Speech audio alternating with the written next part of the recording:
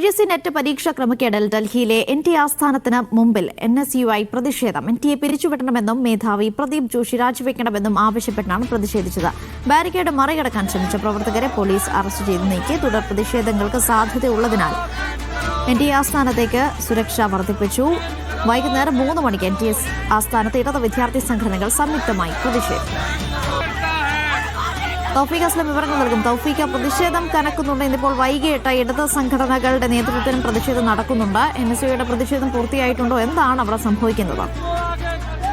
ഇന്ന് രാവിലെയാണ് പ്രതിഷേധവുമായി ഇന്ത്യ ആസ്ഥാനത്തിന് മുന്നിൽ NSU പ്രവർത്തകർ തടിച്ചുകൂടിയത്. പോലീസുമായി നേരിയ പൊന്തുന്തള്ളും ഉണ്ടായിരുന്നു.